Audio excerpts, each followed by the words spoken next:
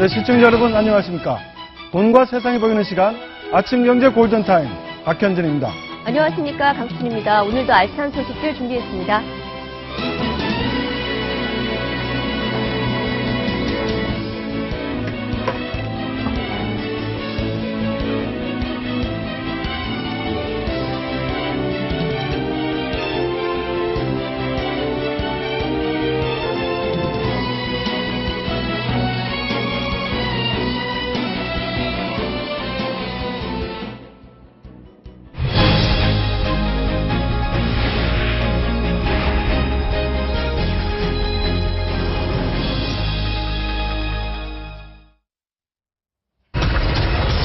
네, 폭탄 아파트 주의보. 전국 아파트 분양시장에 봄바람이 불고 있습니다. 이자는 내리고 중도금 후불제 등 각종 혜택도 늘어났기 때문인데요. 그런데 분양시장에 폭탄 아파트 주의보가 발령됐다고요. 정철진 경제 칼럼니스트가 정리해 주시겠습니다. 네, 우리가 흔히요, 역사는 반복된다 이런 말이 있지 않습니까? 근데 이 부동산 재테크에 있어서도 이 패턴은 반복되는 그런 성격을 갖고 있습니다.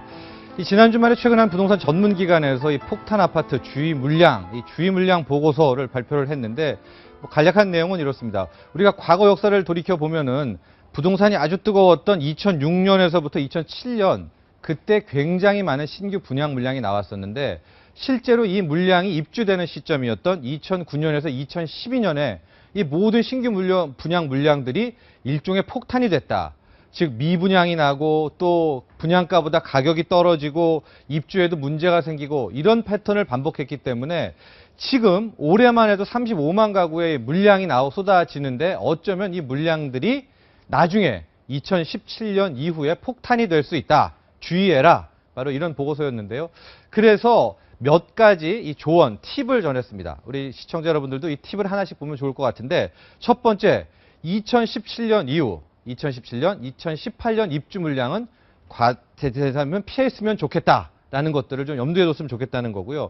특히 이번에 신규 물량 무려 올해만 35만 가구가 쏟아지는데 이 중에서 너무 수도권 외곽인 물량들은 피해라. 신규 분양이라고 해도 부동산이 아무리 뜨겁다고 해도 고를 것은 옥석은 골라야 된다. 이런 조언이었습니다. 마찬가지로 세 번째는요. 역시 역세권입니다. 어떤 아파트는 결과적으로 역세권은 오를 수밖에 없고 비역세권은 철저하게 소외된다는 것을 명심하라는 거고요. 단순히 지하철이 개통될 것이다 라는 이 립 서비스보다는 실제 정책을 확인하는 게 좋다는 조언도 나왔습니다. 마지막으로는요. 올해 4월부터는 분양가 상한제가 풀려서 아마도 평당 2,500만 원 이상의 분양가가 나올 것 같은데 그래도 분양가가 아주 과도하게 비싼 곳들은 피하는 것이 좋다. 나중에 2017년 이후 입주할 때 오히려 분양가보다 떨어지는 매매가가 나올 수도 있다. 이런 점을 염두에 두라는 조언이 있었습니다. 네, 이런 가운데 전국의 청약통장 1순위 가입자 수가 사상 처음으로 1,000만 명을 넘어섰다고 하죠. 분양시장의 거래량도 치솟고 억대 웃돈까지 등장을 한 건데 그런데 앞서 정철진 평론가가 이 폭탄 아파트 말씀도 해주셨습니다만 고를 건 골라라 라고 말씀을 하셨는데 정말 찻대고 포대고 그러면 도대체 언제 어떤 아파트를 분양받아야 되는 겁니까? 일단은 수도권 정도까지는 괜찮지만 역세권을 반드시 확인하면 좋을 것 같고요. 네. 청약통장을 얘기를 하셨는데 일단은 청약통장을 이 실수요자가 아니더라도 투자 관점에서는 한 번쯤 사용하는 것도 좋을 것 같습니다. 왜냐하면 유력한 위례 신도시라든가 이런 지역에서는 이 전매 기간도 지금 6개월로 단축이 됐거든요. 네. 그러니까 굳이 떴다방 불법적인 건 아니더라도 일단 1순위에서 당첨이 된다면 6개월 후에 어느 정도의 프리미엄은 아직까지는 가능하기 때문에 이런 청약통장 사용법에 대해서도 고민하면 좋을 것 같습니다. 근데 억대 프리미엄은 좀 조심해야 되지 않나요? 그렇죠. 억대 프리미엄을 사는 것은 조심하지만 이제 투자자 입장에서는 청약통장을 그냥 썩히는 것보다는 이제 이런 화랑에서 한 번 정도 도전을 해서 청약 물량을 받아서 6개월 후에 전매 기간이 풀리게 될 경우에 이제 그것을 되팔아서 어느 정도의 차익을 올릴 수 있는 이런 투자법도 있다는 점은 염두에 두시고요. 반대로 이미 프리미엄이 억대 붙은 것은 일단 매매에는 신중할 필요가 있을 것 같습니다. 네, 알겠습니다. 네, 불붙은 분양시장 보다 신중한 지혜가 필요할 것 같습니다. 다음 주제 이어가겠습니다. 네, 못 믿을 국민연금. 노후를 위해 없는 삶에도 꼬박꼬박 부은 연금을 자칫 잘못하다간 고스란히 떼일 수 있다고 합니다. 도대체 이게 무슨 얘기입니까?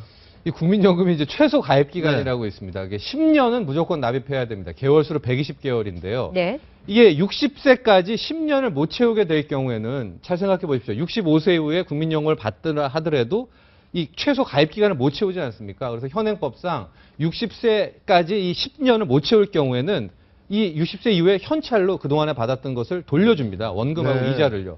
근데 이게 잘 알려져 있지 않다 보니까 60세 이하 어르신, 60세가 넘은 어르신들 중에서도 이 10년이 안 채운 분들이 그 받는 줄을 모르는 겁니다. 그러다가 60세 이후에 사망하게 되고 뭐 이런 걸로 해서 못 받는 국민연금이 속출하고 있다는 겁니다. 네, 예를 들면 51세에 가입을 해서 네. 9년을 채웠다. 네. 그럼 이제 60세가 지난 다음에 일시금, 그러니까 원금 플러스 이자, 원리금을 찾을 수가 있는데 그렇죠. 못 채웠기 때문에. 네, 네. 10년을 못 채웠기 채웠기 때문에. 때문에. 근데 그걸 찾아가는 기간이 있다면서요? 예. 거의 공소시효처럼 그게 있는데 그게 5년입니다. 그러니까 5년 후딱까지 않습니까? 5년이 지나고 나서 한 66세쯤에 그 돈 해서 찾으러 가면은 일단은 시효가 지났기 때문에 못 찾는다. 네. 시효를 좀 늘려야 되지 않나.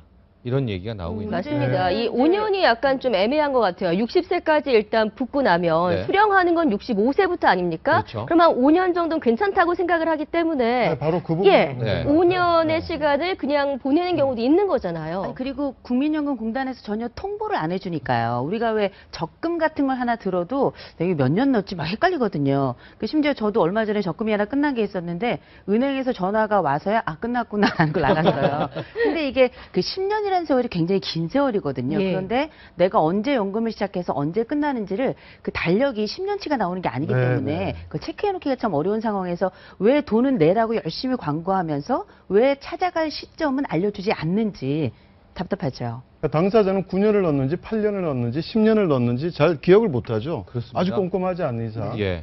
이 통보를 안 해줬다는 건 좀 문제인 것 같은데. 더 안타까운 건 한 62세나 63세에 좀 안타깝게 생을 마감할 경우에는 그 돈의 존재조차도 모르고 그냥 사라지게 되는 돈이거든요. 그래서 뭐 해법은 많은 홍보도 있겠지만은 일단 좀 넉넉하게 시효를 한 10년, 15년으로 늘려주는 게 왜냐면 이거 엄밀히 적립금으로 쌓여서 운용되는 거거든요. 네. 시효가 있다는 게 넌센스인 게 내가 낸 돈인데 왜 시효가 있죠? 그게 언제든 그건 넌센스입니다. 그렇죠. 시효는 우리가 은행에 예금을 하는데 시효 지났으면 못 찾아간다는 것은 그건 말이 안 되는 얘기잖아요. 국민연금이라고 엄밀하게 노후를 위해서 저축해 놓은 돈인데 예. 시효를 둔다는 것 자체가 난 넌센스더라고. 그 저축은행도 금액이 아니고 네. 지금 뭐 국민연금을 떼일 수 있다라는 말인데 이 사례자 이야기를 보니까 공단에 문의하고 그랬는데 법적으로 돌려받을 수 있는 가능성 매우 낮다라고 통보를 받았다고 합니다. 그러니까 시효가 있는 게요. 이게 받을 채권이잖아요. 근데 이제 뭐 매달 받는 것들은 그 매달 청구를 해도 돈이 나오기 때문에 그 시효에 걸릴 일이 없어요. 근데 그건 일시금이기 때문에 한 번에 받는 거니까 이제 5년의 시효를 정해놓은 건데 뭐 정치권에서는 뭐 10년으로 늘리자 뭐 이 얘기들 나오는데 제가 봤을 땐 이거 10년이 아니라 30년 늘려도요 시효 완성된 사람 많을 거예요. 모르니까.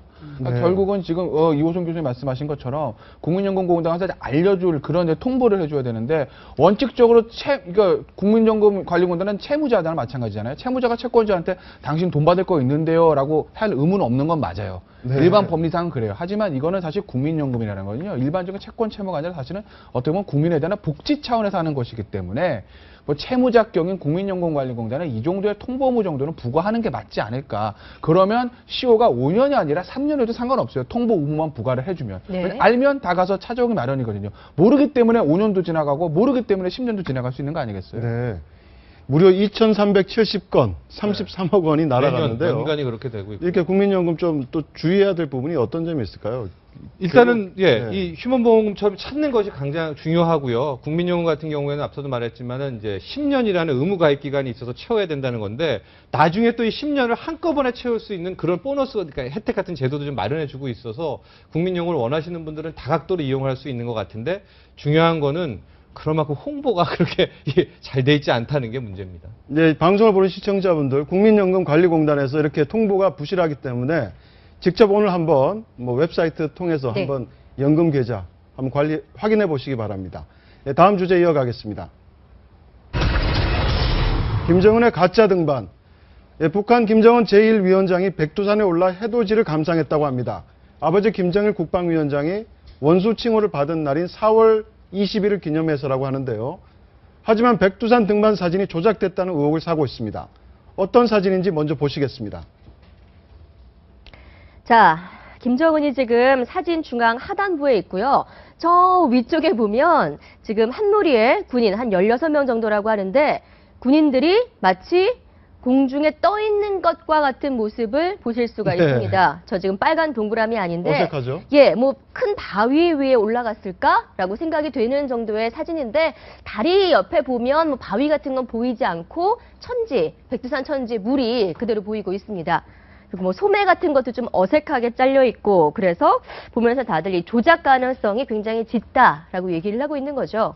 그래서 조작이 맞을 것 같은 게 뭐 사진도 사진이지만 글쎄 저 백두산 천지 저는 가본 적이 없는데 저게 어느 정도까지는 등반을 해야 된다고 하거든요. 차로 이제 밑에까지 가도 글쎄 김정은이 저 몸으로 저거 백두산 천지를 올라가는 게 실질적으로 가능하겠어요? 가능하지 않을 거라고요. 그러니까 저렇게 조작할 수밖에 없을 조작이 맞는 것 같고 저걸 왜 우리가 이제 조작했을까를 한번 생각을 해보면 네. 이 백두산이라는 데는요 북한에 있어서는 우리나라도 마찬가지지만 북한에 있어서 성지입니다. 왜냐면 저거 뭐 백두산 무슨 뭐 혁명 열사 어쩌고 저쩌고 해가지고 무슨 백두산에 무슨 백두혈통 하지 않습니까? 그럼 사실은 김정은이 북한 인민들 입장에서는 지도자라고 하면 백두산 천지 올라가서 내가 백두혈통의 이거다 이 후계자다라는 거를 좀 그 북한 국민들한테 보여줘야 되는데 그러기 위해서는 어떤 형태로든지 백두산에 올라가서 사진 찍는 게 하나 필요하겠죠. 그런데 본인 몸으로는 도저히 올라갈 수는 없고 그럼 어떻게 되겠어요? 사진 조작해야지. 아, 네. 근데 이번에 올라가지 못했을 거다. 예. 아니 올라갈 수 있는 몸이 아니에요, 저 몸은. 있고요. 예. 예. 그러니까 저게 이제 지금 그 조작인지 아닌지는 모르겠는데 북한에서는 우리하고 달리 선전이라는 부분이 굉장히 중요합니다. 네. 김기남 비서가 있었고 최근에는 김여정이 맡았다라고 그러는데 여동생 김여정이 이제 만약 북한에 대한 최고 지도자의 선전을 총괄하고 있다면 아직은 뭔가 좀 서툴지 않느냐 뭐 이런 느낌도 있는데 북한 인민들이 봤을 때 조작이라고 별로 안 느낄 것 같아요. 저걸 너무 자연스럽게 받아들이기 때문에. 뭐 조작 사건은 그 전에도 왜 물난리 났을 때 왜 그 사진 조작해가지고 그것도 굉장히 한번 우리 그 남쪽에서 많이 웃었고 북쪽에서는 아마 씁쓸했을 것 네. 같은데 근데 저처럼 사진을 잘 모르는 사람이 봐도 정말 공중부양 같거든요. 그리고 이제 백두산에 우리가 알고 있는 기본적인 상식이 없다 하더라도 그게 백두산이 아니라 할지라도 저런 사진이 왜 필요했겠는가? 결국은 인원을 좀 늘리고 그럴듯하게 보이게 하려고 한 것이고 그 정중앙에 보면 조그맣게 김정은이 이렇게 있는데 그 김정은을 중심으로 해가지고 많은 사람들이 이렇게 완전히 구름대처럼 물려 싸고 있잖아요. 네. 그리고 다들 환호하는 모습은 그야말로 우리 박상은 그 소장이 말씀하신 것처럼 하나의 선동이고 하나의 중요한 그 지도자로서의 위상을 만들어가는데 역할을 한 것 같은데 조금 싸 보이죠. 네, 근데 사실 북한의 사진 조작설은 이번뿐만이 아닙니다. 여러 차례 있었는데요. 한번 보시겠습니다. 네, 2013년에 평양 아동병원 건설 현장을 시찰하고 있는 사진입니다. 보시면 김정은의 모습이 굉장히 많이 도드라지고 있고 또 오른쪽 손 부분에 어색한 그림자가 있고 보면 지금 다리 부분이 잘 안 보이는데요. 다리 부분 보면 바닥이랑 왠지 좀 떨어져 있는 느낌? 네. 공중부양을 하고 있는 느낌이 역시 여기서도 나타나고 있습니다. 마식령 스키장에서도 한번 이런 조작 사진 의혹. 이게 네. 가장 조작 같아요, 네. 사실은. 이게 뭐 네. 좀 진짜 조작 같죠, 네. 이거는? 예. 좀 어설프고. 지금 빨간 동그라미 안이 지금 슬로프를 보고 있는 것 같은 시선인데 슬로프의 위치와 사람들의 시선이 틀리고요. 다르고요. 그 다음에 활강이 거의 끝났을 지금 평지인데 스키를 타는 사람들은 굉장히 높은 데서 활강을 그렇죠. 하는 듯한 모습을 보여주고 저기 있습니다. 맨 앞에 똑같은 유니폼처럼 입은 세 명이 보이지 않습니까? 예. 네. 저 세 명이 저 정도 폼으로 내려오는 거는 거의 한 중턱적이거든요. 아까 네. 스키 저 사진에 보면은 저기 왼쪽에 보면은 동그라미 말고 이 선수급으로 세 명이 이렇게 턴을 하고 있습니다. 한 명밖에 안 보이고 있는데. 예, 하늘색, 예. 파란색 옷을 입은. 그렇죠. 예, 저기 저 세 명인데 저 세 명 저 자세는 거의 한 중턱쯤에서 내려와야 되는 그런 자세인데 다 내려와 가지고도 지금 저렇게 자세를 취하고 있네요. 그러니까 저게 북한의 저런 사진들이 이제 조작이라고 많이 이제 우리가 의심할 수밖에 없는 게 이제 가만히 북한에서 보도 나오는 거 보죠. 조선중앙TV나. 동영상에 나온 적이 한 번도 없어요. 그렇습니다. 다 사진입니다. 네. 원래 그 대통령의 우리나라도 마찬가지지만 외국도 마찬가지 국가원수의 어떤 일정들 같은 거 할 때는 다 동영상 찍어 동영상에 나오잖아요. 그게 이제 국민들한테 친숙하게 다가갈 수 있으니까. 근데 김정은이랑 저는 마식령 스키장도 그렇고 백두산도 그렇고 모든 화면들을 보면 딱 정지되어 있는 상태의 사진만 나오지 움직이는 동영상이 없거든요. 그러니까 왜 그렇겠어요? 동영상 사실 조작이 쉽지 않지 않겠습니까? 그렇죠. 근데 사진이야 뭐 판에다 갖다 붙여도 되고 여러 가지 조작이 가능하니까 그러니까 저렇게 사진만 정적인 형태의 사진만 고집하는 게 아닌가. 뭐 그렇게 저런 정적인 사진을 통해서 뭐 이게 선전을 하면서 관광객을 유치하기도 하고 네. 또 수혜 사진을 약간 조작을 해서 국제사회 지원을 얻어내는 그런 효과도 있다고 합니다. 그러니까 이제 저게 뭐 어떤 그러니까 북한의 어떤 수준 자체가 저는 사진 조작이 좀 이해가 안 갔던 부분이 뭐 해킹 기술은 세계 최고라고 그러는데 저거 아마 우리나라 같으면 중학생 정도에서 사진 합성해봐라 하면 네. 완벽하게 할 거거든요, 사실. 네. 그러니까 알겠습니다. 최고 지도자 사진인데 조작 수준이 저것밖에 안 된다. 역시 김여정이 아직은 좀 서툴구나. 뭐 이런 느낌이 들 정도로 좀 어설픈데 어찌됐든 뭐 북한에서는 저 선전 부분은 뭐 제일 중요합니다. 어쨌든 내부용으로. 네. 사진 조작 기술이 생각보다 좀 어설프다. 저게 북한으로서는 북한 당국으로서는 큰 숙제를 좀 안게 됐다. 이렇게 예. 역설적으로 좀. 굉장히 어설프지만 김정은이 지속적으로 하고 있는 이유 바로 대북한 주민들에 대한 선전전일 텐데요. 네. 먹고 살기도 힘든데 북한에서는 그렇기 때문에 대규모의 지금 불꽃놀이 축제가 벌어지고 있다고 합니다. 네, 영상 한번 같이 보면서 말씀을 좀 드릴게요. 불꽃놀이 굉장히 뭐 김정은이 직접 2009년부터 시작했다, 뭐 프로그래밍까지 했다라고 나오고 있는데 주민들 반감은 없을까요? 아니 저 엄청난 돈 저게 지금 아닙니까? 평양인데 평양에 있는 태양절 기념식에서 예, 평양 주민들은 뭐 북한 안 지어가고 평양에 산다는 자체가 일종의 선택받은 사람들이고 사실 북한에서 뭘 보고 즐길 게 있겠습니까? 저거는 어찌 보면 평양 시민들을 상대로 했을 때는 굉장히 큰 이벤트고 큰 볼거리겠죠, 사실은. 저 비용이 아마 최소 수천만 원에서 1억 원이 넘을 것 같은데 하여튼 뭐 저기를 불꽃놀이에 썼다는 게 정말 돈을 수천만 원 쓰고 저기 있는 수십억이 아마 들어갈 겁니다. 네네. 우리나라도 옛날에 왜 1970년대, 80년대 남산에서 그렇게 불꽃놀이를 많이 했었어요. 그러면 이제 그때만 해도 별로 볼 것이 없는 사람들에게 1년에 굉장히 그 중요한 재미있는 놀이 중에 하나였는데 이건 일종의 번영의 상징이고 이 불꽃이 터질 때마다 마치 우리가 굉장히 잘 살고 있는 것 같은 인상을 주기 때문에 사실상 전시 효과로서는 사진보다도 훨씬 더 강력하지 않을까 싶어요. 네, 알겠습니다. 다음 주제는 생활 속 경제 이야기. 숨어있는 경제 이것만 시간입니다. 급한 돈이 필요할 때 현금 자동 입출금기 자주 이용하시죠? 이 편리한 ATM 기기에 숨겨진 수수료의 진실이 있다고 합니다. 오늘 ATM 기기와 수수료에 대해서 손재원 아나운서가 알려드립니다. 네, 유용하고 재밌는 경제 이야기, 숨어있는 경제 이것만 시간입니다. 요즘 돈 찾을 때 주거래 은행 전용 ATM 기기 찾기 힘드시죠? 은행들이 관리 비용이 많이 든다는 이유로 자체 소유 ATM을 줄이며 일명 수수료 장사를 하고 있기 때문인데요. 거래은행 ATM을 이용해서 돈을 찾으면 은행 영업시간에는 수수료가 면제되지만 다른 은행 ATM이나 지하철역, 편의점 등에 있는 벤사 ATM에서 인출할 때는 거래 시간에 따라 700원에서 2,000원의 수수료를 내야 합니다. 그런데 은행들이 한 해 동안 이런 인출 수수료로 얻는 이익이 무려 1,700억 원 정도라고 합니다. 게다가 누군가에게 돈을 송금할 경우에 내는 송금 수수료의 경우 창고에서 하느냐, 자동화 기기로 하느냐, 얼마를 보내느냐에 따라 액수가 다 다른데요. 조건별로 세세하게 다르다 보니까 일부 은행의 경우는 고객들이 알게 모르게 수수료를 두세 배씩 높인다고 하는데 이런 송금 수수료로 은행들이 벌어들이는 이익도 1년에 3,400억 원 정도라고 합니다. 일일이 챙기기 어렵다는 점을 이용해서 가능하면 수수료를 많이 받기 위해 애쓰고 있는 건데요. 소액이라고 그냥 넘어가지 말고 꼼꼼히 따져보시기 바랍니다. 그리고 오늘도 돈 버는 퀴즈가 기다리고 있으니까 놓치지 마시고요. 지난 시간 퀴즈 행운의 당첨자는 바로 이 두 분입니다. 축하드립니다. 그럼 숨어있는 경제 이것만. 다음 시간에는 더 재밌는 정보 가지고 돌아오겠습니다. 왕따당한 이완구. 이완구 국무총리, 박근혜 대통령 남비 순망에 따른 직무대행 이틀 만에 공개 일정이 바로 4.19 혁명 기념식이었습니다. 예. 여기에 참석을 했는데요. 좀 우스꽝스러운 영상이 있습니다. 한번 보시고 이야기 나눠보겠습니다. 존경하는 국민 여러분, 4.19 혁명 유공자와 유가족 여러분, 그리고 내외 시민 여러분, 우리는 오늘 4.19 혁명 55도를 기념하는 뜻깊은 자리를 함께 비가 내리고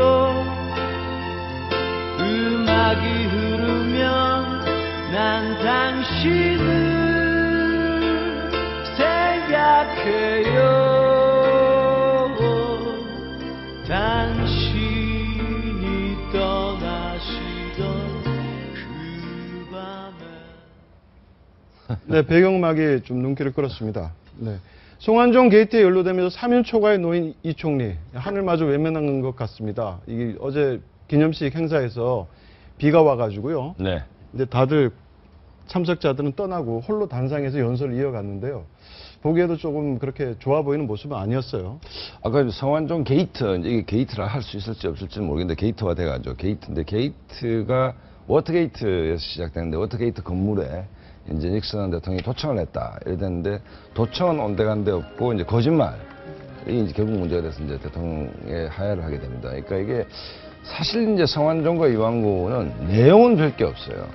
2013년 4월 4일 날 선거사무소에서 3천만 원을 줬다. 안 받았다 이거 아닙니까? 네. 그러면 뭐 3천만 원이라는 게 뭐 물론 불법 정치자금이지만 그 자체가 크다는 건 아닌데 사실은 지금 그거는 온데간데 없고 지금 이제 소위 이완구를 인터넷에 치보면 연관 검색어가 총리 나오고 그다음에 거짓말이 나옵니다. 네. 역시 이제 거짓말 문제. 또 뭐 오늘 뭐 일간지는 뭐 200몇십 번 통화를 한 사이다. 뭐 이랬기 때문에 정말 첫 단추를 좀 잘못 깼고 닉슨이 뭐 정작 도청보다는 거짓말에 뭐 코끼리라고 말하지 마에 나오듯이 나는 거짓말쟁이가 아닙니다라고 닉슨 대통령이 대국민 연설을 했는데 그 순간에 다 거짓말쟁이로 생각하게 되는 이른바 사면 초과에 몰렸는데 어찌됐든 지금 야당도 뭐 해임 결의안으로 압박하고 있고 여당은 자진사퇴 카드를 갖고 있는데 사면 초과다 뭐 이래 봐야 될 것 같습니다. 이게 참 어떻게 보면 저는 지금 상황을 보면서 그림이 하나 떠오르더라고요. 지금 뭐 이완구 총리가 본인 거짓말하는 거에서 들통나고 있고 거기다가 가장 입이 무거워야 될 운전자는 입을 열어가지고 또 독대 얘기를 했고 더군다나 뭐 그 완사모에서도 이제 뭐 횡령 혐의로 여러 가지 지원했던 사람들이 떨어져 나가게 생겼고 거기다가 지금 다른 뭐 협박했다 뭐 이런 이야기들 비서관 통해 가지고 나오고 있고 더군다나 충청도 말씨 얘기하면서 충청도 민심도 돌아섰고 그리고 이제 뭐 식물총리다 뭐 이래가면서 모든 사람들이 지금 저 그 민주묘지에서 지금 일어났던 저 상황도 보면 완전히 무시하고 있거든요. 모든 사람들이 총리가 있다는 걸 아예 의식을 전혀 하지 않는 것 같은 인상을 주고 있는데 마치 한 7, 8개의 창이 자기를 향해 있는 것 같은 그렇게 공포심까지 느끼지 않을까 싶은 아주 고립무원의 상황에 들어있는 것 같아요. 근데 이날 여야 대표들이 좀 엇갈리는 행보를 보였다면서요. 김무성 대표와 새누리당 대표와 문재인 새정치민주연합 대표. 그러니까 문재인 대표는 참석을 안 한 걸로 알고 있어요. 예, 문재인 대표는 이제 참석 안 하면서 야, 그 이완구 국무총리가 자기는 국무총리 인정할 수 없는데 무슨 자기가 와서 4.19 혁명 가서 기념사 하나 인정 못 하겠다라고 하고 별도로 지금 화면 나오잖아요. 별도로 이제 참여한 오전 7시 거고. 40분에 별도로 찾았죠. 김무성 대표는 아까 화면에 나왔잖아 참석을 했죠. 다만 참석을 했는데 이완구 총리만 악수만 하고 지나갔고 뭐 별다른 얘기는 나누지 않았다고 합니다. 그러니까 뭐 저 자리에서 지금 김무성 대표하고 이완구 총리가 무슨 얘기를 나누겠습니까? 서로 하고 싶은 얘기는 뻔히 뭔지 알 텐데. 그러니까 이완구 총리 지금 뭐 아마 바늘방석에 있는 심정일 텐데 글쎄 이완구 총리 앞으로 운명이 어떻게 될지 모르겠지만 이제 뭐 본인의 결단의 시간이 점점점 다가오는 것만은 분명한 것 같습니다. 네, 4.19 혁명 기념식에서 굉장히 어색한 만남을 했던 김무성 대표와 이완구 총리. 자, 김 대표 이 재보궐선거 지역이죠. 경기 성남 주건을 찾아서 이 총리 거취에 대한 입장을 밝혔습니다. 관련 발언 한번 들어보시죠. 밤에 박근혜 대통령께서 들어오시게 되어 있습니다. 그때까지 일주일만 기다려주는 것이 정치적 도리가 아니겠습니까, 여러분? 일주일만 참아달라. 다시 한번 얘기를 했는데 이걸 과연 어떻게 받아들여야 됩니까?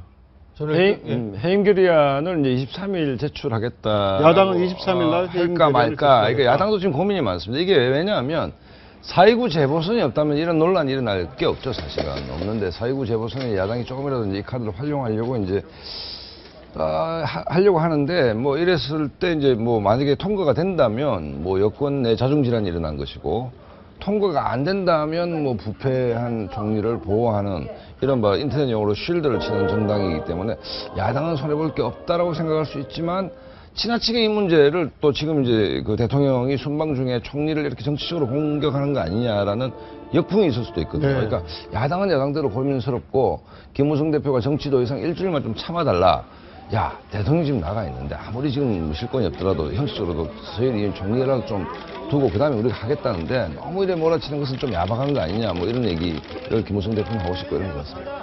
지금 이제 정치공학의 영역으로 이번 한 주는 좀 빠져드는 것 같아요. 일단은 본회의가 23일하고 30일 날 있거든요. 정말 야당의 국무총리 해임 건의를 한다면 23일이나 30일 아니면 그 사이에 뭐 임시 소집을 해서 걸 수가 있고 27일 날 박근혜 대통령이 또 귀국을 하십니다. 그다음에 4월 29일 날 총선이 있기 때문에 야당 입장에서는 그럼 23일 본회의 때 국무총리 해임 결의할 카드를 23일 날 꺼내야 될까?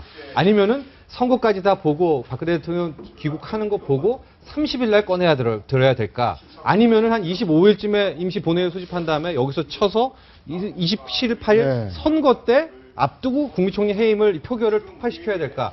굉장히 지금 뭐 수싸움이라고 하면 그렇지만은 이미 여당과 야당 입장에서는 이런 공학의 영역으로 많이 넘어간 것 같습니다. 저는 개인적으로 야당 못할 것 같아요, 해임 건의요. 하면 역풍이 불 것 같아요. 아마 시기가 놓친 거죠. 그러니까 왜냐하면 아까 그 박상훈 소장님이 지적하셨지만 이 야당에 던진 해임 건의안 카드가 새누리당에서 가장 곤혹스러운 것이거든요. 부결시키면 역풍, 가결되면 분열. 어디로 가도 지금 곤란할 수밖에 없는 폭탄 같은 건데 이걸 아마 던지는 거를 가장 새누리당과 청와대는 두려워했을 겁니다. 아마 이런 야당의 공세를 막는 선제 공격적인 차원에서 대통령 순방 전에 갑자기 이제 김무성 대표 회동이 이루어진 거 아닌가라는 네. 생각도 들고 왜냐하면 거기서 누구나 이렇게 생각할 수 있을지 그 박근혜 대통령께서 그냥 정말 새누리당에 무슨 생각을 들으려고 김무성 대표 불렀겠습니까? 분명히 어느 정도 거기서 이완구 총리의 거취가 결정이 났다는 거 누구나 다 알 수 있는 사실이고 그러면서 대통령께서 야 내가 나가니까 나가는 동안만 지켜보자 갔다 와서 내가 처리할게 하고 나가신 거 아니겠어요? 그러니까 야당은 새누리당 그 김무성 대표와 아마 박근혜 대통령 그런 급격한 만남할 거라 생각을 못했을 겁니다. 아마 그 전에 했어야 될 건데 선거에 이용하고 싶었으니까 계속 가지고 있었겠죠. 그런데 대통령과 김무성 대표 만나서 그 정도 이완구 총리의 거취에 대해서 어느 정도 결정을 하고 나가신 상태에서 대통령이 없는 상태에서 이거를 처리를 한다? 이거를 던진다? 이렇게 되면 국민들 입장에서 야 대통령도 지금 두고 보재잖아. 이미 처리한대잖아. 그런데 너희들이 이걸 지금 하니?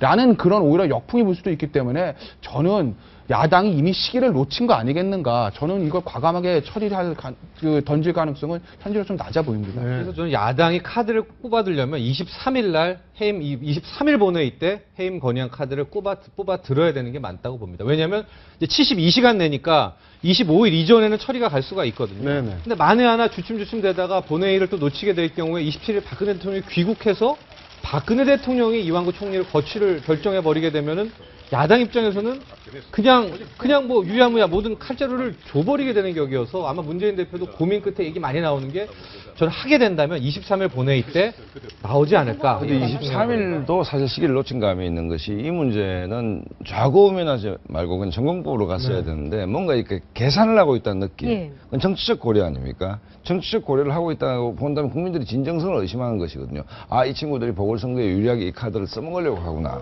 뭐 이렇게 딱 비춰지기 때문에 일종의 정치적 잔수에 가까운 것이고 또 하나 본질적인 문제가 있는 것이 지금 여야 할 것 없이 야당이 과연 이게 이 문제에 대해서 끝까지 강경 드라이브를 걸 수가 있냐 저는 절대 못한다고 봅니다. 왜냐하면 우리가 저강도 전쟁이라는 얘기가 있죠. 전면전을 옛날 그 냉전 시대 미국과 소련이 못합니다. 부분전을 하지. 야당이 이 건을 가지고 전면전을 한다. 그럼 박근혜 대통령이 전면전을 합시다. 그 뜻은 뭐겠습니까? 다 깝시다. 부패와의 전쟁을 합시다 그러면. 했을 때 야당은 무사한가? 결코 그렇지 못하거든요. 그렇기 때문에 4.29 재보선용 카드로 적절히 활용한 다음에 적당히 봉합하려는 마음은 야당도 있을 겁니다. 네. 그러니까 유승민 새누리당 원내대표는 만약에 야당이 해임 건의안 제출을 하면 네. 의원총회를 열겠다 이렇게 네. 밝혔고요. 그리고 대통령 직무대행 2순위인 최경환 경제부총리가 오늘 오후에 귀국하지 않습니까?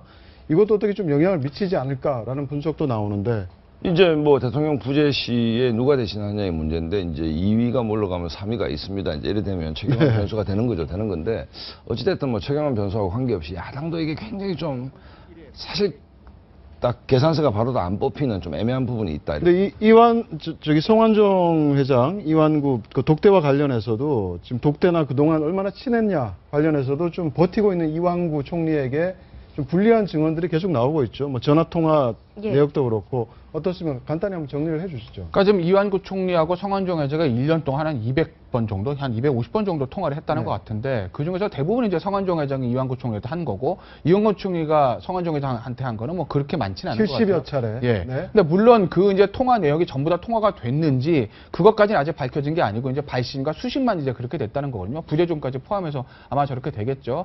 근데 뭐 1년에 어찌됐건 간에 200번을 뭐 성완종 회장이 이완구 총리한테 일방적으로 했건 아니면 같이 통화를 했건 간에 200번 정도 통화할 사이라면 사실은 하루에 한 번 꼴인데 그러면 사실 굉장히 친밀한 사이라고 보는 게 맞겠죠. 예. 근데 이제 이완구 총리는 야, 나 지금 의정 활동하면서 안 것뿐이 없어라고 이제 얘기를 했거든요. 그렇기 때문에 이완구 총리 어떤 그런 말 자체의 신빙성에 대해서 또 이제 그 흠결이 나기 시작한 거고, 어찌됐건 간에 지금 뭐 대통령께서는 갔다 와서 처리를 하겠다, 뭐라고 갔다 와서 결정하겠다라고 하셨고, 이완구 총리가 그 말을 어떻게 받아들였는지는 모르겠으나, 이완구 총리가 법적으로는 모르겠으나 정치적으로 살아날 길은 점점 얻는 게 아닌가. 모든 네. 판세, 모든 나와 있는 정황 증거들은 점점점 이완구 총리한테 불리하게 돌아가고 있는 근데 거죠. 저는 정확하게 통화 내역은 아니고요. 210여 차례 착발신 기록입니다. 그렇죠. 착발신 그러니까 뭐 기록이고 이럴 수는 있어요. 실제 통화가 이루어졌는지는 예. 확인이 안 되고 있고. 이완구 성한종 회장이 이완구 총리한테 계속 전화하고 안 받으니까 이완구 총리가 가끔 한번 전해서 무슨 일입니까? 이렇게 했을 수는 있죠. 그러니까 통화 내역은 아니고 착발신까지 포함해서 200번인데, 그렇다고 하더라도 성한종 회장이 일방적으로 이완구 총리한테 200번 전화했다고 하더라도 뭔가가 있으니까 200번이나 전화를 했겠죠. 아무것도 스토커도 아니고 그냥 쓸데없이 200번 전화했겠습니까? 어찌됐건 간에 두 사람이 뭔가의 어떤 어느 정도 인간적인 친밀한 관계인지 모르겠으나 밀접한 관계가 있었던 것은 맞아 보입니다. 네. 알겠습니다. 예, 다음 주제 이어가도록 하겠습니다. 네, 자린고비 성완종. 네, 성완종 전 경남기업 회장 구두 밑창이 달 때까지, 또 속옷이 구멍 날 때까지 사용하던 이른바 자린고비였다고 하는데요. 어떤 내용입니까? 예. 그렇게 정 아주 평론가가. 예, 지금 뭐 지난 주말에 많이 나왔던 뉴스가 이제 그 자린고비 성회장, 또 네. 꼭 어떤 다른 보도에서는 검소한 이제 성회장이라는 표현이 되고 있는데요. 뭐 스킨 로션 같은 경우를 봤더니 이제 유품으로 채 10,000원이 되지 않는 뭐 그런 거였더라. 양복은 이제 5만 원 땡 처리하는 양복을 주로 입었다고 하고, 뭐 속옷과 구두 같은 것들은 다 해질 대로 해졌더라. 또 많이 나온 얘기가 지금 이제 저금통 얘기도 많이 나와서 100원짜리 네. 동전을 모으는 저금통을 이제 따로 모았더라. 이제 이러면서 뭐 검소한 생활들을 부각하는 그런 보도들이 많은데, 또 다른 한편에서는 왜 그런 점들을 이제 부각하냐는 또 이제 지적의 목소리도 있습니다. 왜냐하면 그렇게 본인이 검소한데 다른 편에서는 몇 천만 원씩 뭐 이 로비 자금을 썼다면은 그걸 검소하다고 봐야 되느냐, 좀 이런 뭐 찬반은 아니고요. 이 뭐 엇갈리는 의견들이 나오고 있습니다. 네, 지금 성완종 회장 정관계에 뿌렸다는 의혹을 받고 있는 돈이 250억 네. 원이지 않습니까? 그렇기 때문에 지금 수사관들도 그 생활 면면을 보면서 좀 당황했다라는 얘기가 있는데, 심리적인 건 어떤 이유일까요? 일단 뭐 사람이 다 그 한 가지로 뭐 천편일률적으로 그 특성이 나타나는 건 아니고요. 자기에게 관심이 있는 영역은 충분히 또 우리가 투자를 하게 되잖아요. 그러니까 이게 개인적으로 굉장히 좋은 검소의 특성일 수 있어요. 뭐 이를테면은 뭐 우리가 알고 있는 것처럼 저금통에 100원짜리 가득했다. 또 그리고 그 안경 같은 경우도 비싼 거 많겠지만 저가 브랜드 쓰고, 스킨 로션 뭐 수첩도 그렇고 뭐 구두도 밑창을 갈았었다, 이런 얘기가 있는데, 근데 상대적으로 보면은 로비할 때 썼던 비용은 어마어마하거든요. 예. 이를테면 뭐 한 달에 1-2천만 원씩 회사 돈 인출해가지고 가고, 여기 나오는 것처럼 이완구 플랜카드 하는데도 수억 원 썼다, 이런 얘기가 나오잖아요. 이걸 보면 어떤 생각이 드냐면, 콩나물가 깎아서 명품 가방 산 것 같은 인상을 지울 수가 없거든요. 그러니까 어떻게 보면 이 부분이 개인의 검소일 수 있어요. 그건 맞을 겁니다. 그러나 이 검소 대신에 다른 거대한 측면에 있어서 지금 그 이 성 회장이 문제가 된 건 결국 정경유착이거든요. 개인의 검소함의 문제가 아니라 예. 그 포커스를 놓치면 안 될 것 같아요. 네, 실제 이렇게 검소한 생활을 한 것으로 알려졌는데, 로비 자금 어마어마했다고 하죠. 그 로비 자금이 이제 정치권을 넘어서 예.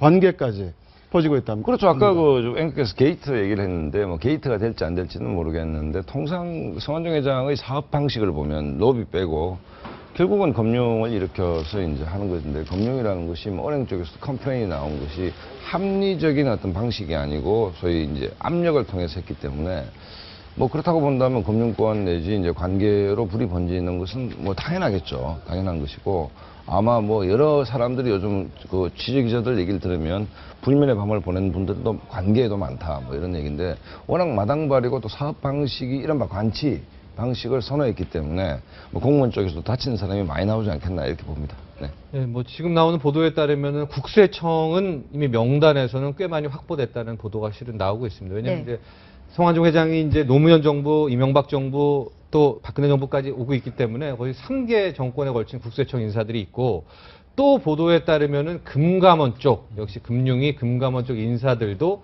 로비 대상에 있더라. 그 다음에 이제 은행권인데, 실은 은행권은 엄밀히 말하면 당국의 정책을 받아서 편히 봐주는 뭐 그런 정도인데, 역시 은행권 인사들도 대거 포진돼 있어서, 이젠 정치권으로 들어가는 뭐 이런 사정 칼날이 이 금융권, 그리고 국세청까지도 퍼지는 그런 모습입니다. 아니, 성완종 회장이 정치인이기 전에 사업하는 사람인데, 사업하는 사람한테 가장 필요한 거는 국세청이고요. 그렇죠. 그다음에 건설회사 저 경남도 자금 안 좋기 때문에 당연히 금융위는 금융권입니다. 정치권 로비는 왜 했겠어요? 국세청과 금융이 은행권에 대한 본인의 사업적인 청탁을 편하게 하기 위해서 이제 정치권 로비까지 한 거 아니겠습니까? 네. 정치권에서 압력이 들어가면 어떤 국세청이나 금감원에서 아무래도 본인이 들어가서 일을 보기 좀 편할 테니까. 그러니까 국세청이나 그런 것들이 연루된 의혹이 나오는 게 어떤 그 성완종 회장 로비 방식이나 경남경의 그동안 어떤 재무 상태나 사업 내용을 보면 어찌 보면 너무나 당연한 겁니다. 네. 근데 워크아웃 기간 중에 또 과도한 지원을 받았다는 의혹도 계속 나오고 있지 않습니까? 그러니까 워크아웃을 2번 받았다는 자체, 그 다음에 이제 차라리 법정 관리를 일찍 들어갔었어야 되는 게 아닌가라는 거고요. 실은 워크아웃을 치면은 기존의 경영권한테 경영을 주지 않습니다. 즉, 법정 관리는 역설적인데 법으로 관리하게 될 경우에는 기존 관리 유지인 제도라고 해서 네. 기존의 뭐 성완종 회장한테 줄 수가 있습니다. 근데 워크아웃은 채권단끼리 진짜 우리가 맘먹고 이거 기업 되살리겠다고 하기 때문에 기존의 경영진 다 잘리는 게 거의 일반적이거든요. 근데 워크아웃임에도 불구하고 기존 성완종 회장의 경영권까지도 가졌다. 이건 정말 최고 중에 최고 워크아웃인데, 네. 이런 워크아웃은 없는데 이런 특혜를 2번이나 받았기 때문에 역시 논란이 되고 있는 겁니다. 과연 거기에 커넥션이 없는가? 여기에 대한 자연스러운 네. 의혹이 일고 있고, 되죠. 검찰도 이미 검찰의 칼날도 금융감독원 금융위원회 국세청으로 향하고 있습니다. 다음 주제 이어가겠습니다. 네, 성완종과 사인방. 네, 성완종 회장의 다이어리 속 메모 속에 등장했던 인물들과 행적이 속속 공개되고 있습니다. 홍준표 경남지사와의 조찬 일정 역시 다이어리에 기록해 놓은 것으로 나타났는데요. 공교롭게도 9월 19일, 그러니까 다이어리에 적힌 그 날짜는 바로 홍 지사가 경남도지사 보궐선거 후보로 공천 예. 신청을 했던 날이라고 합니다. 한번 다이어리 어떤 내용들이 들어있는지 한번 보시죠. 예, 성완종 회장의 메일 기록부죠. 네, 바로 2010년 8월 20일 나와 있고요. 예, 허태열 르네상스 호텔 일식당 2012년 9월 11일 돼 있고, 바로 일주일 뒤인 19일 홍준표 경남지사 롯데H 일식당 이렇게 메모가 되어 있네요. 서BS가 과연 누굴까요? 네. 서병수 부산시장. 서병수, BS, 예. 2012년 10월 18일, 23일에는 또 일주일 뒤에 서병수 렉싱턴 호텔. 렉스턴 호텔에서 또 한 번. 예. 굉장히 자주 만났네요. 그리고 11월에도 또 있네요. 국민일보 왜냐하면 빈센트 지금 대선 카페에서. 기간이고 이제 서병수 시장이 사무총장이었고 네. 합당 아마 논의가 있을 겁니다, 저때. 예. 근데 문제는 등장했던 인물들이 잘 모른다. 그렇죠. 만난 적 없다.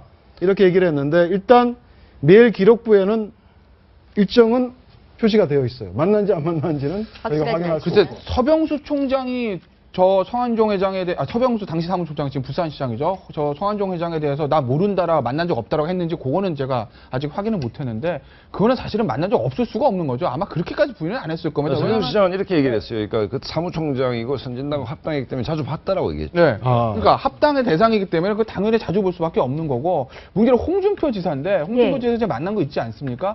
근데 홍준표 지사가 예전에 별로 만난 적 없다고 그랬거든요. 근데 이제 저게 나오니까 저기에 대해 홍준표 지사가 뭐라고 그랬냐면, 야, 그 당시에 나는 그날 아마 내 도지사 출마하는 그 경남도 어디를 순회하고 있었어. 뭐 이런 얘기를 했단 말이에요. 그렇게 되면 만약에 진짜 전날 성완종 회장 주장대로 만난 게 맞는지, 아니면 홍준표 지사 주장대로 그 당시에 만난 게 아니라 본인의 다른 곳에서 진짜 경남도를 순회하고 있었는지, 이건 사실은 홍준표 지사 일정이나 저 당시에 뭐 호텔 그 CCTV 같은 거 뭐 확인이 되거든요. 저건 굉장히 중요한 문제죠. 왜냐하면 누구 말이 맞냐에 따라서 저게 성완종 회장 비망으로 전체의 신빙성과도 연결이 될 수도 있거든요. 네. 그러니까 지금 이제 홍준표 지사나 좀 유념해서 봐야 될 문제가 뭐냐면, 만약에 검찰이 홍준표 지사를 아마 1호로 소환할 것 같은데, 거물급 중에 검찰이 현직 그 전 집권당 대표를 지냈고 현직 경남지사를 소환할 때 정확하게 어떤 그 프레임을 안 가지고 소환할 리는 없습니다. 그렇다고 본다면 이완구 총리의 경우에 비견해 보면 선제적으로 인정할 건 인정하고 바로 들어가야 되는 것이지, 계속 저런 식으로 아니다 했다가 입증이 됐을 땐 정치적으로 공경에 몰리는 사태가 이완구 총리의 경우에 오기 때문에 어찌됐든 검찰이 소환하는 순간에는 뭔가 정교한 어떤 그림 속에서 소환할 거다, 이렇게 봅니다. 근데 홍준표 지사는 저 다이어리에 대해서는 나는 그때 돌고 있었다. 예. 경남 지역 돌고 있었다라고 해명을 했고 예. 만난 적이 없다라고 그러니까 공식 부인을 했습니다. 그 부분은 아마 밝혀지기가 쉬울 거란 말이죠. 그러니까 그게 누가 밝혀지냐에 따라서 홍준표 지사 말에 틀리면 홍준표 지사 말에 완전 신빙성 또 제2의 이완구 총리가 되는 것이고 만약에 홍준표 지사 말이 맞다라고 하게 되면 그러면 저 다이어리 전체 신빙성에도 문제가 생길 수 있으니까 이 부분 사실 굉장히 중요한 부분인 것 같습니다. 네. 네. 홍준표 지사 지금 사건의 중심에 서 있는데 이렇게 이야기를 하고 있습니다. 한번 들어보시죠. 성완종 리스트는 암심 리스트예요. 근데 수사기관에 가서 밝힐 거예요. 거기 있는 사람 다 암심이 있는 사람들이야. 8명은. 그거는 정치적인 사건이지 일반 사법적인 사건은 아닙니다. 그대로 진행되기 어려울 겁니다. 검찰에서 고민 많을 거요. 네, 검찰에서 고민이 많다고 지금 얘기를 하셨는데요. 네. 검찰이 또 새로운 단서를 잡은 것으로 알려지고 있습니다. 동아일보 단독 보도 내용인데요. 바로 의원실 방문 기록을 하나하나 뜯어보기 시작했다. 예. 이런 내용인데 어떤 내용입니까? 그러니까 윤모 경남기업 부사장이죠. 그다음 홍준표 캠프에서 이뤘다는 이 홍준표 의원의 1억 전달자인데 윤모 이 씨가 실은 그 전달 장소가 국회의원실 707호였다. 거기를 정확히 이제 구체적으로 언급을 했습니다. 그랬기 때문에 이제적으로 이 주고받았던 1억을 주고받았던 그 위치가 일단 파악이 됐고요. 시기와 위치가. 그러니까 707호실이 네. 홍준표 의원실이죠. 의원실이죠. 그렇습니다. 707호. 의원실 707호에 줬다. 하고 시기도 같이 언급을 했기 때문에 검찰 수사가 이제 상당히 지금부터는 급물살을 탈 수가 있게 된 겁니다. 근데 네. 검찰은 바로 출입 기록을 확인 중이라고 합니다. 만약 출입 기록이 확인되면 어떻습니까? 물론 뭐 출입 기록이 있다고 해서 만약에 똑같습니다. 그 이완구 총리와 마찬가지로 뭐 비타오백 박스 가져갔다고 해서 돈 준 거랑 연결될 수 없는 거고 네. 저 윤모 씨가 그 당시에 홍준표 지사실에 방문했다는 게 밝혀졌다고 해서 꼭 돈 준다고 볼 수는 없는데 문제는 이완구 총리랑 다른 거는 이완구 총리는 돈을 준 성 회장이 없습니다. 진술을 들을 수가 없어요. 근데 윤모 씨 같은 경우는 만약에 CCTV나 방문 기록 가진 거 가지고 윤모 씨가 지정하는 날 홍준표 지사 방에 들어갔다는 게 밝혀지면 네. 그 다음에 이제 홍준표 지사와 윤모 씨가 대질인 거죠. 과연 윤모 씨는 그 당시에 어떻게 줬으며 홍준표 지사는 거기다 뭐라고 반박을 할 건지에 대한 어떤 검찰의 치밀한 조사가 있을 것이고 그렇게 되면 윤모 씨의 진술이 굉장히 구체적이고 일관적이라고 하면 그러면 홍준표 지사가 굉장히 곤란을 겪을 가능성도 높아 그러니까 보입니다. 말씀을 정리를 하면 707호 방문 기록이 확인이 되고 네. 확인이 됐다 그러면 일단은 윤 전 부사장이 말에 신빙성이 있는 홍준표 건데 의원을 만난 것은 확인이 확인이 된 된 거고요. 건데 과연 그 자리에서 어떤 일이 있었는지가 이제 추가로 관건인 거죠. 밝혀야 될 때마다 그런데 윤 부사장의 진술이 구체적이고 일관성이 있다라고 하게 되면 검찰 입장에서는 윤 부사장의 어떤 진술에 방점을 찍을 수밖에 없을 것이고 그렇게 되면 홍준표 지사가 조금 곤란을 겪을 수도 있겠죠. 근데 다만 홍준표 지사는 정치인이기 이전에 특수통 검사 출신입니다. 모래시계 검사 아니겠어요? 네네. 홍준표 지사가 어떻게 검찰 수사가 갈지 본인이 이걸 어떻게 방어할지를 누구보다도 잘 알고 있는 사람이기 때문에 검찰에 과연 홍준표 지사의 방패를 어떻게 뚫을지 이게 이제 궁금해지는 거죠. 네, 진실 게임을 벌이고 있는 전달자 유 씨와 홍 네. 지사 누구 말에 진실성이 더 실릴까 바로 의원회관 출입 기록을 보면 나올 수도 있겠는데요. 이 윤 씨뿐만이 아니라 지금 경남기업의 재무담당이죠. 국간직위를 했던 한모 부사장도 비슷한 이야기를 전하고 있습니다. 네, 성 회장이 네. 동석한 자리에서 내가 윤 전 부사장이 1억 원을 건넸다. 이런 구체적인 진술을 검찰에 한 것으로 알려지고 있습니다. 예, 예. 비타 박스도 그렇고요. 마지막 이제 돈 준 걸 확인 못할 경우에는 박스에 돈 담은 사람이 나올 경우에 그게 굉장히 결정적인 증거다 얘기 나오는데 네, 장소가 지금 같습니다. 윤 전 부사장과 또 마찬가지로 국간직이었던 한모 부사장 역시도 저 돈 담은 내가 돈을 찾아서 넣었다라는 그 진술이 나오고 있어서 일단 이 출입 기록 먼저 관리를 한 다음에 일단 저 진술의 신빙성을 찾아갈 텐데 순서해야 되는 예. 거죠. 이제 성완종 회장이 윤 부사장한테 돈 1억 주는 장면은 한 부사장이 있는 데서 줬다는 얘기고. 그렇죠. 윤 전 부사장은 이제 국회의원회관 찾아가서 줬다는 얘기고. 네. 이 얘기 아닙니까? 이 얘기인데 어찌됐든 이 지금 8명 가운데 그 전달했던 사람이 명확히 나오는 경우는 홍준표 지사 사건이 유일하지 않습니까? 네. 그렇기 때문에 제가 생각할 때는 아까 그 김태흠의 참가 방패라 했는데 검찰은 상대적으로 좀 기소하기에 유일한 건수가 좀 이거 아니겠냐. 심지어 귀인을 찾겠다라고 이제 검찰이 얘기하고 있는데 첫 번째로 귀인이 나타난 경우가 이 건이다. 뭐 이렇게 해야 될 것 같습니다. 그러니까 검찰은 아마 지금 가지고 있는 수사력이 열이라고 그러면요. 8이나 9를 이상을 홍준표 지사가 투입을 할 겁니다. 왜냐하면 지금 이 수사가 어렵잖아요. 돈 준 사람이 없기 때문에, 죽었기 때문에. 그러니까 홍준표 지사라도 속된 말로 검찰 앞에서 잡아서 성과를 내야, 그래야 국민들이 아, 검찰이 이번에 뭔가 제대로 하려나 보다 하고 탄력을 받을 수 있거든요. 그렇기 때문에 아마 홍준표 지사 수사에 검찰로서는 지금 모든 어떤 가능한 전력을 집중 투입할 수밖에 없을 거예요. 네, 지금 저거는 계속 증언이 나오고 있는데요. 근데 실제 검찰이 곤혹스러운 부분은 경남기업 임직원들이 자료를 네. 지금 뭐 삭제하거나 은폐했다는 정황이 속속 발견되고 있다는 의도적으로요? 거 아닙니까? 그러니까 이게 그 경남기업이 이제 성완종에서 살아있을 때 처음에 자원외교 수사 때 한번 압수수색 했습니다. 그리고 이제 그 다음에 이번에 이제 이 리스트가 퍼지니까 어떻게 보면 다른 건으로 또 압수수색을 한 건데 그 사이에 경남기업에서 뭔가 컴퓨터를 삭제한 것 같고 그 CCTV를 삭제한 것 같다. 뭐 CCTV 삭제했다는 거는 예를 들어 자료 반출하는 게 아니라 같은 게 찍혔을 테니까 그걸 이제 삭제했다는 건데 뭐 어떻게 보면 검찰의 점에서 이 정도는 예상을 했을 겁니다. 네. 만약에 이런 문제가 터졌는데 경남기업 안에 중요한 자료가 있으면 그걸 놔뒀겠습니까? 당연히 삭제를 했겠죠. 그런데 아마도 맨 처음에 자원외교 때 압수수색할 때 그 당시에 만약에 검찰 입장에서 압수수색 그 성공볼 융자 때문에 갔는데 옆에 로비 장부가 발견됐다. 그거 두고 나오겠어요? 가지고 나왔을 거거든요. 검찰 입장에서 이미 어느 정도 가져올 건 다 가져왔을 겁니다. 그리고 검찰도 당연히 경남기업이나 측근들의 집에 압수수색을 시도했겠지만 검찰이 어느 정도까지 기대는지 모르겠으나 만약에 앵커님이 지금 로비 장부를 가지고 있다. 그럼 회사에 두겠습니까? 그거를? 내 책상 서랍에? 내 집 안방에 두겠어요? 안 두거든요. 그건 당연히 은밀한 곳에 숨겨있을 수밖에 없는 거죠. 자기의 마지막 방패인데. 그렇기 때문에 검찰 입장에서는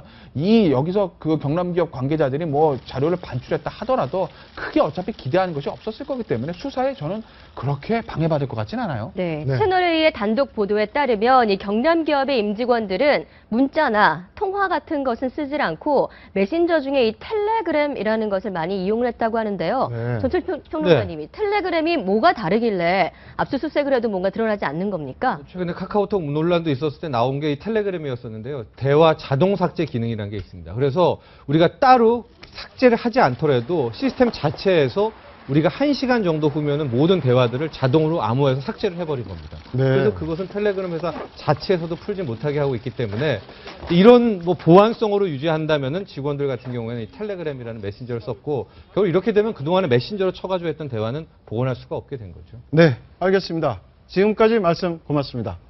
감사합니다.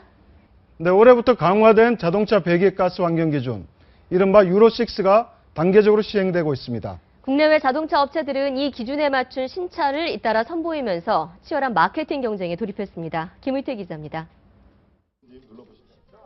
한 수입 상용차 업체는 유로6 기준에 맞춘 신차 출시 행사에서 승용차 한 대를 경품으로 내걸었습니다. 경품 당첨자가 최종 결정되자 환호성이 터져나옵니다.